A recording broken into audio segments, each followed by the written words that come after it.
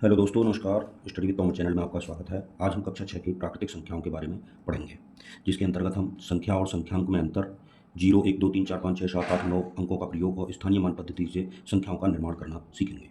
प्राकृतिक संख्याएं क्या होती हैं, संख्या रेखा का ज्ञान, इस पर प्राकृतिक संख्याओं को दर्शाना, पूर्ववर्ती और उत्तरवर्ती संख्याओं का बोध। आपने देखा होगा, दैनिक जीवन में आपने अनेक कार्यों में गिनने की आवश्यकता पड़ती है। हम वस्तुओं को गिनने के लिए जिन संख्याओं का प्रयोग करते हैं उन्हें गिनती की संख्याएं कहते हैं। अर्थात गिनती की संख्याओं को ही हम प्राकृतिक संख्या भी कहते हैं। प्राकृतिक संख्याएं जिन्हें हम नेचुरल नंबर भी कहते हैं। इन्हें हम n से दर्शाते हैं। ये संख्याएं 1 से शुरू होती हैं।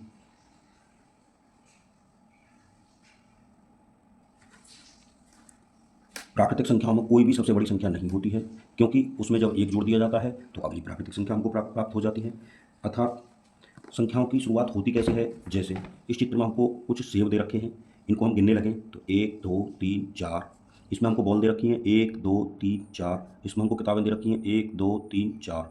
तो हम कह सकते हैं कि चित्र 1 में सेबों की संख्या कितनी है, चित्र 2 में गेंदों की संख्या कितनी है, चित्र 3 में पुस्तकों की संख्या कितनी है।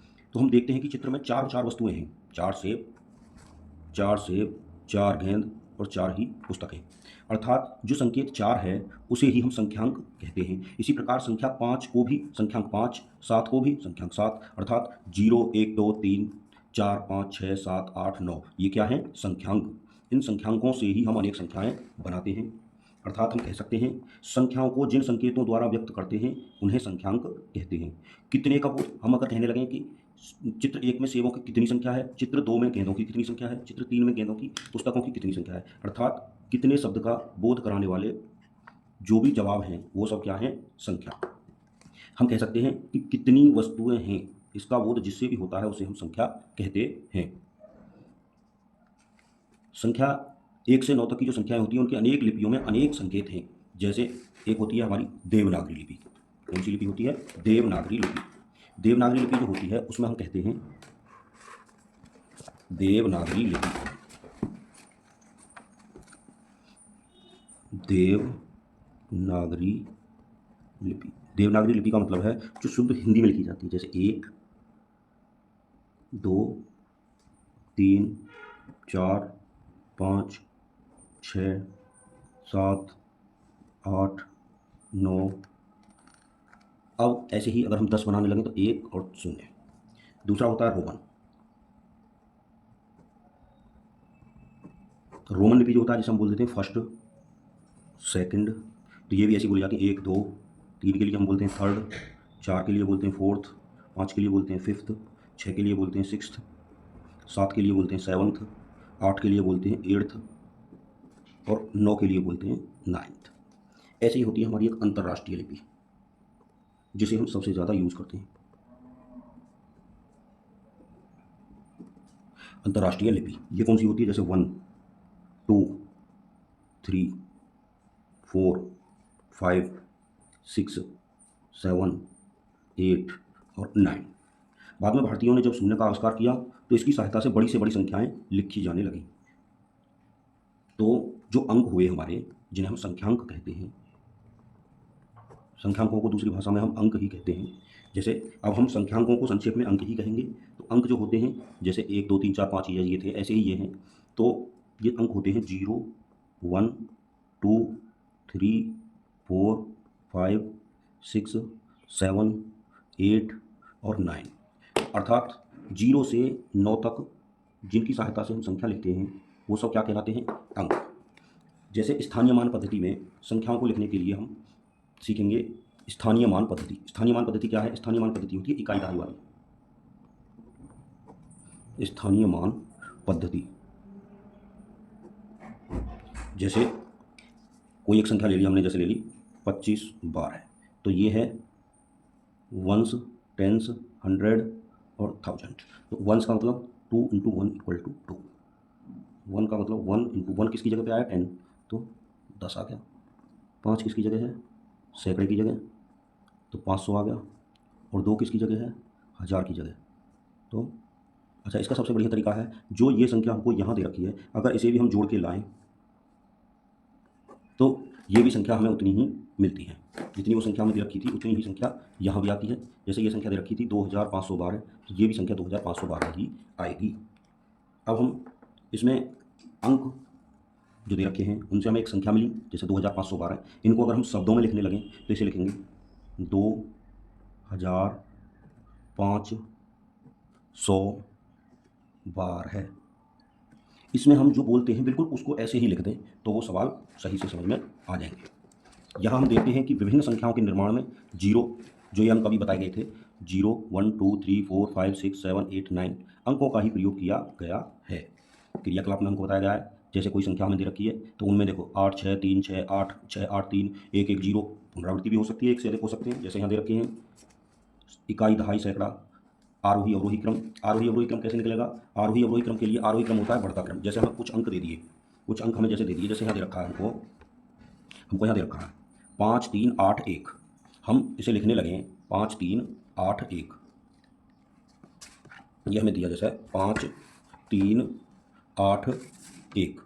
5 3 8 1 को हम अगर इसकी संख्या बनाने लगें 5 3 8 1, ये कह रहा है इन अंकों का प्रयोग करके 4 अंकों की, ये 4 अंक हैं, 4 अंकों की सबसे बड़ी और सबसे छोटी।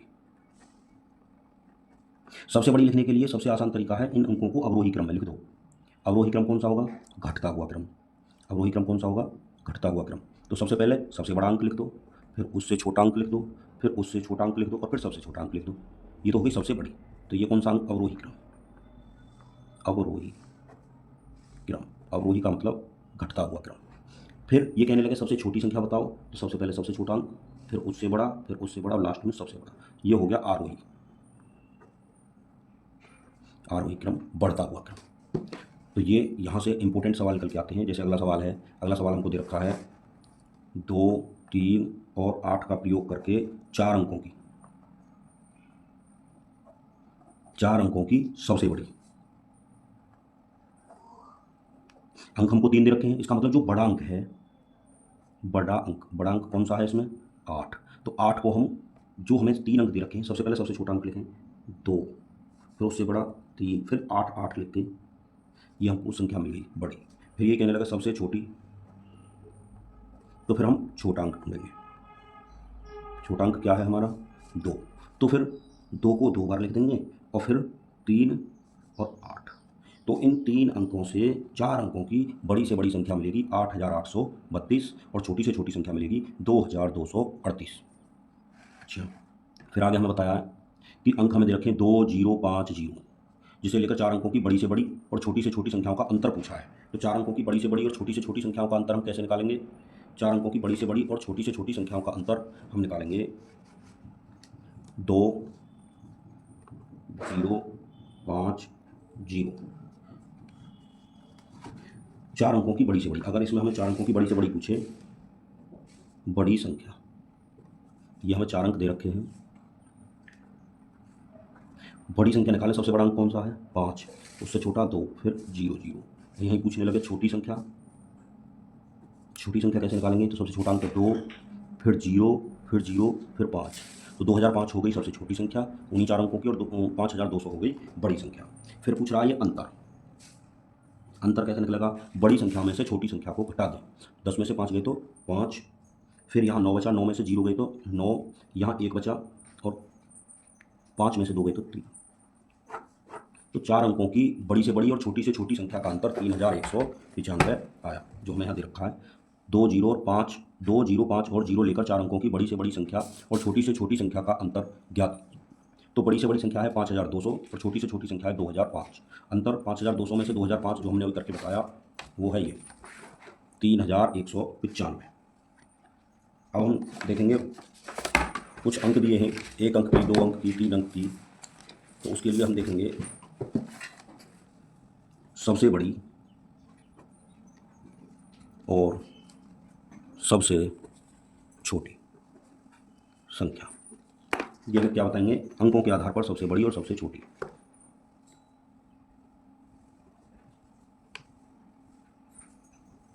अंक के आधार पर सबसे बड़ी और सबसे छोटी। हम कह रहे हैं इकाई, यहाँ लिख देंगे अंक, यहाँ लिख देंगे सबसे बड़ी और सबसे छोटी। इकाई में सबसे बड़ी हो गई 9, सबसे छोटी हो गई 1। दहाई में सबसे बड़ी हो जाएगी 9 में 1 जोड़ दिया, यहाँ छोटी हो गई 10 और बड़ी हो गई 99। मतलब जितनी जो भी बड़ी संख्या होगी, जितने अंक की होगी उतनी बार 9 लिखा जाएगा। सैकड़ा 999 और यहाँ आ जाएगा 100, 1000, 9999 और यह हो जाएगा 1000। इसे हम ऐसे सीख सकते हैं कि सबसे छोटी संख्या है 1 और इसकी सबसे बड़ी संख्या है 9। अगर 9 में 1 जोड़ दिया जाए तो 2 अंकों की सबसे छोटी संख्या बन जाती है। इसे हम दूसरे तरीके से ऐसे लिख सकते हैं कि 1 अंक की सबसे छोटी संख्या 1, सबसे बड़ी संख्या 9। इस 9 में जब हम 1 जोड़ देते हैं तो 2 अंक की सबसे छोटी संख्या, इसमें जब 1 जोड़ दिया जाएगा तो आ जाएगी हमारी 10। फिर इसी की सबसे बड़ी जो संख्या होगी वो होगी हमारी, 2 बार अपना 9 लिख जाएगा। फिर 3 अंक की सबसे छोटी, इसमें भी 1 जोड़ दिया जाएगा, ये हो जाएगी 100। फिर सबसे बड़ी, ये 3 बार 9 लिख दिया जाएगा। 4 अंक की सबसे छोटी, इसमें भी 1 जोड़ दिया जाएगा, 1000। फिर सबसे बड़ी 4 बार 9 लिख दिया जाएगा। इसी प्रकार हम अगर 5 अंक की कहने लगे सबसे छोटी, तो इसमें भी 1 जोड़ देंगे। 5, जितने भी अंक की छोटी संख्या पूछेगा उसमें उससे एक कम जीरो आएगी। जैसे 2 अंक की छोटी संख्या है तो 1 जीरो आ गई, 3 अंक की छोटी संख्या है तो 2 जीरो आ गई, 4 अंक की छोटी संख्या है तो 3 जीरो आ गई और 5 अंक की छोटी संख्या है तो 4 जीरो आ गई। और अगर बड़ी पूछे तो उतनी बार 9 आ जाएगा। ऐसी 6 अंक की, 7 अंक की, हम कितने भी अंक की संख्या निकाल सकते हैं। अर्थात हम अब कह सकते हैं कि 1 अंक की छोटी संख्या 1, बड़ी 9, 2 अंक की छोटी संख्या 10, बड़ी 99, 3 अंक की छोटी संख्या 100, बड़ी 999, 4 अंक की छोटी संख्या 1000 और बड़ी 9999, 5 अंक की छोटी संख्या 10000 और बड़ी 99999। जो मैं यहाँ पहले से बता रखी थी, ये बता रखी है। 1 अंक की सबसे छोटी संख्या 1 है, 2 अंक की सबसे छोटी संख्या 10 है, 2 अंकों की बड़ी से बड़ी संख्या 99 है, 3 अंकों की छोटी संख्या 100 है और 3 अंकों की बड़ी से बड़ी संख्या 999। इसी प्रकार 4 अंक की। तो अब आज हमने कितना सीखा? आज हमने सीखा संख्यांक, संख्या की परिभाषा सीखी। दैनिक जीवन में अनेक कार्यों में जब आप गिनती करते हैं तो गिनती करने वाली संख्याओं, जो भी संख्या होंगी उन्हें ही हम प्राकृतिक संख्या कहते हैं। इन्हें हम n से प्रदर्शित करते हैं, जो 1 से शुरू होती है। 1 से संख्या और संख्यांक, संख्या तो हो गई, गिनती करने वाली जो भी संख्याएं हैं उन्हें हम प्राकृतिक संख्या कहते हैं। अंक, संख्यांक को हम अंक भी कहते हैं, संख्यांक को हम अंक भी कहेंगे। और अंक क्या है? जो संख्या के लिखने में प्रयुक्त हो, जो संख्या के लिखने में प्रयुक्त हो। कितने का बोध जिससे होता है उसे संख्या कहते हैं। ये कई लिपियाँ होती हैं, जैसे देवनागरी लिपि। देवनागरी लिपि में जैसे हम पहले बोलते थे 1 इकाई, 2 इकाई, 3 इकाई, 4 इकाई, 5 इकाई, 6 इकाई, 7 इकाई, 8 इकाई, 9 इकाई, तो इनसे ही हम संख्याएं लिख देते थे। फिर रोमन में 1st, 2nd, 3rd, 4th, 5th, 6th, 7th, 8th, 9th। अंतर्राष्ट्रीय संख्याओं में 1, 2, 3, 4, 5, 6, 7, 8 जो ये होती हैं, इन्हें हम 1, 2, 3, 4, 5, 6, 7, 8, 9 बोल देते हैं। स्थानीय मान जैसे 2 और 3 अंकों से मिलाकर एक संख्या बना रखी है, तो अंक तो हो गए 2 और 3 और संख्या शब्दों में हो गई 23। 705, इसमें अंक हो गए 057, तो ये संख्या हो गई 705। 2500 बार है तो ये इसमें प्रयुक्त अंक हो गए 1, 2 और 5। जो चीज़ 2 बार होगी उसे केवल 1 बार ही लिखा जाएगा। यहाँ पे 84096, इनको बढ़ते क्रम में लिखा जाएगा हमेशा। 84096 ये हमें संख्या दे रखी है, इसमें 0, 4, 6, 8, 9 ये हमें अंक दे रखे हैं। अर्थात हम देखेंगे कि विभिन्न संख्याओं को लिखने के लिए हमें 0, 1, 2, 3, 4, 5, 6, 7, 8, 9 अंकों का ही प्रयोग किया गया है। जिसका हम एक चीज़ और देखो, सबसे छोटी संख्या प्राप्त करने के लिए शून्य को छोड़कर अन्य सभी को बाईं ओर से आरोही क्रम में लिखते हैं। जो हमने पहले अभी तुम्हें बताया कि सबसे छोटी संख्या प्राप्त करने के लिए हम क्या करते हैं। सबसे छोटी संख्या प्राप्त करने के लिए हम करते हैं कि जो भी हमें अंक दे रखे होंगे उनको आरोही क्रम में लिखें। आरोही क्रम का मतलब पहले छोटा अंक, फिर उससे बड़ा, फिर बाद में सबसे बड़ा अंक। ऐसे ही बड़ी संख्या प्राप्त करने के लिए उनको अवरोही क्रम, अवरोही का मतलब घटता हुआ क्रम, आरोही का मतलब बढ़ता हुआ क्रम, ये लिखेंगे। फिर ये हमें यहाँ दे रखे हैं, फिर ये उदाहरण समझा दिए गए हैं और फिर हमें बड़ी से बड़ी और छोटी से छोटी संख्या प्राप्त करना बता दिया गया है। और लास्ट में हम कह सकते हैं किसी संख्या में प्रत्येक स्थान के संगत अंक का मान अलग होता है, इसे अंक का स्थानीय मान कहते हैं। इसमें हम देखो एक संख्या हमें दे रखी है 3477, इसमें 2 जगह 7 आया है और ये कह रहा है दोनों 7 का स्थानीय मान ज्ञात करना है। तो 3477 को हम लिख सकते हैं 3477। हमने पहले भी बताया 7 गुणा 1 बराबर 7, 7 गुणा 10 बराबर 70, 4 गुणा 100 बराबर 400 और 3 गुणा 1000 बराबर 3000। हम इसको दोबारा से जोड़ने लगे हैं तो दोबारा से जोड़ने पर भी 3477 ये हमारी संख्या प्राप्त होगी। अब ये कह रहा है 3470 और 7, 3470 और 7। हम देखेंगे कि दाईं ओर से पहले 7 का स्थानीय मान कितना आया 7, दूसरे 7 का स्थानीय मान कितना आया 70, जो हमें अलग अलग पूछे थे। समझ में आ गया। अब हम अगली वीडियो में पहली अभ्यास हल करेंगे। तो बच्चों इसका रिवीजन करेंगे और आगे हम प्राकृतिक संख्याओं की पहली अभ्यास कराएंगे। और हमारी वीडियो अच्छी लगी हो तो लाइक शेयर सब्सक्राइब जरूर करें। धन्यवाद।